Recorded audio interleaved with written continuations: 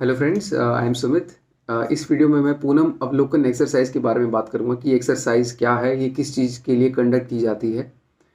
तो अभी कुछ देर पहले मैं वीलॉग देख रहा था सर का, नीरज सर का। तो वो कच्छ में गए हुए थे। तो उन्होंने उनके किसी साथी ने पूर्णिमा की बात करी। भाई हम सब जानते हैं कि हर साल 3 महीने के लिए रण उत्सव मनाया जाता है गुजरात में। तो और ये रण में मनाया जाता है, जो वाइट डेजर्ट है। तो इस 3 महीने के दौरान लोगों की संख्या उस पॉइंट पर काफ़ी बढ़ जाती है जब फुल मून होता है। तो वो पूर्णिमा की बात कर रहे थे। तो मैंने उनको एक अच्छा खासा नीचे लंबा कमेंट बॉक्स में एक अपना कमेंट लिखा। उसमें मैंने उनको बताया कि पूनम अवलोकन एक्सरसाइज होती क्या है। तो उसी बारे में है ये कि ये एक्सरसाइज है क्या। तो आप देखोगे कि जो एस्थेटिक लाइंस होते हैं, पूरे वर्ल्ड में अगर एस्थेटिक लाइंस पाए जाते हैं तो वो सिर्फ इंडिया में पाए जाते हैं, और विद इन इंडिया में भी वो सिर्फ गुजरात के एक लिमिटेड रीजन में पाए जाते हैं। कठियावाड़ पेनिनसुला में आपका गिर फॉरेस्ट है। तो गिर फॉरेस्ट में ही पूरे विश्व भर में सिर्फ एस्थेटिक लाइंस गिर फॉरेस्ट में पाए जाते हैं। आपको याद होगा कई साल पहले अमिताभ बच्चन साहब की एक ऐड आती थी कि कभी तो आओ गुजरात में। तो उसमें वो गिर फॉरेस्ट के एस्थेटिक लाइंस की भी मेरे ख्याल में बात करते थे। एक छोटी सी क्लिप आती थी कुछ सेकंड्स की। तो और ये एंडेंजर्ड स्पीसीज है, ये एस्थेटिक लाइंस।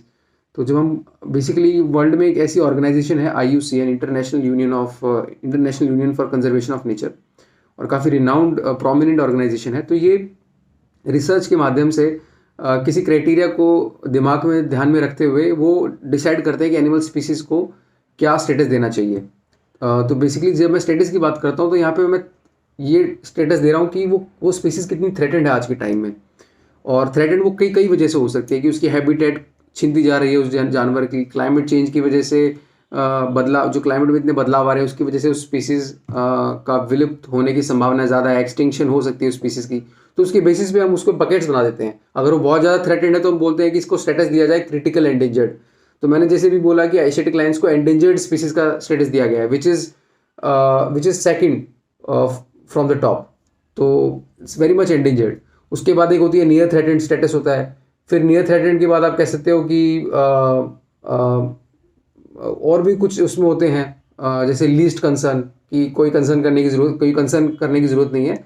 स्पीसीज अच्छा खासा थ्राइव कर रही है अपने इकोसिस्टम में, अपने एनवायरनमेंट में। फिर नो डाटा का भी एक बकेट होता है मेरे ख्याल में, कि हमारे पास एनफ डाटा नहीं है जिसमें हम कंक्लूड कर सकें। और एक एक्सटिंक्शन का भी होता है शायद से, बट वो तो that is no more endangered, क्योंकि वो तो एक्सटिंक्ट हो गई है। तो ऐसे स्टेटस दिए जाते हैं। तो एसिटिक लाइन्स एंडेंजर्ड स्पीसीज है। तो जाहिर सी बात है, हर स्पीसीज का हम काउंट करते हैं, और ऐसे एंडेंजर्ड स्पीसीज का तो करना भी चाहिए। तो हर 5 साल में हम एसिटिक लाइन्स का सेंसस करते हैं, और ये सेंसस सिर्फ गुजरात में होता है क्योंकि वहाँ पे ही पाए जाते हैं एसिटिक लाइन्स। तो 2015 में हुआ था उनका 14वां मेरे ख्याल में जो सेंसस था, जहाँ पे पता लगाया गया था कि भाई कितने एसिटिक लाइन्स रह गए हैं गिर फॉरेस्ट में या पूरे वर्ल्ड में। तो अभी 2020 में अगला ड्यू था। अगर 5 साल में होना है तो अब 2020 में 15वां regular lions Asiatic lion census होना था। तो वो कोविड आ गया था मार्च में 2020 में, तो वो सेंसस हो नहीं पाया।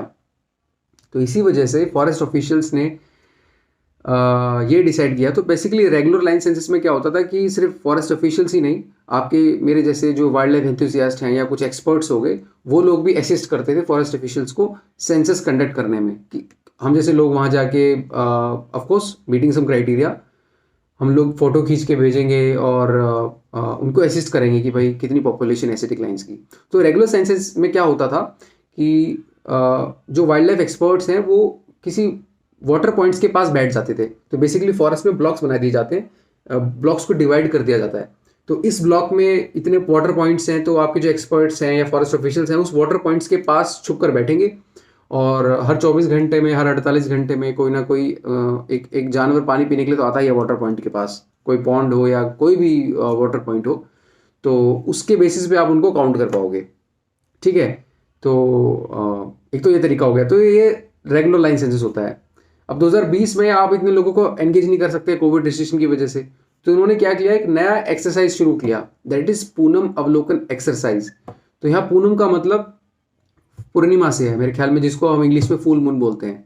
तो हम सबको पता है कि जो मून है वो, उसका रिवोल्यूशन अर्थ के चारों तरफ और उसका रोटेशन अर्थ अपने एक्सिस पर, वो दोनों में उसको सेम ही टाइम लगता है।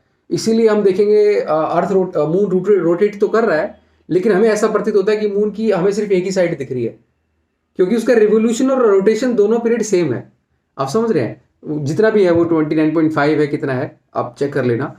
तो हमें पता है कि लगभग 30 दिन में, मतलब 29.5 29.5 डेज है शायद से वो ड्यूरेशन, तो लगभग 30 दिन में हम फुल मून को एक बार विटनेस कर लेते हैं। ठीक है, तो उन्होंने क्या किया कि इस पूनम अवलोकन एक्सरसाइज में उन्होंने डिसाइड किया कि भाई हम खुद जा जाकर डिफरेंट डिफरेंट टेरिटरीज में जाएंगे फॉरेस्ट की, और एसिटिक लाइन्स को काउंट करेंगे।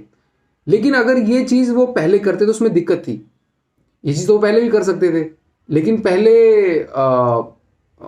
मतलब आप अगर एक एक ही आप डुप्लीकेट, आपका जो क्या बोलते हैं उसको, डबल काउंट भी तो हो सकता है ना, डबल काउंट हो सकता है, ट्रिपल काउंट हो सकता है एसिटिक लाइन्स का। तो आपको कॉन्स्टेंटली उन पर नज़र रखनी पड़ेगी, और आप रात में नज़र रख नहीं सकते। तो पूनम अवलोकन एक्सरसाइज किस चीज़ का फायदा उठाती है? फुल मून का। तो फुल मून में क्या होता है कि चांद की रोशनी इतनी ज़्यादा होती है कि और रात में भी काफ़ी अच्छे से मूवमेंट देख पाते हैं, उनकी मूवमेंट को मॉनिटर कर पाते हैं, और उसी की मदद से वो ये एक रीजनेबल एस्टिमेट बता पाते हैं कि एसिटिक लाइन्स की कितनी तादाद है उस रीजन में, उस फॉरेस्ट में। तो वो एक्सरसाइज, हालांकि एक्सरसाइज 2014 में शुरू हो गई थी पूनम अवलोकन, पर इसका ऑब्जेक्टिव कुछ और था। इसका ऑब्जेक्टिव था उनकी एसिटिक लाइन्स की मूवमेंट को ट्रैक किया जाए।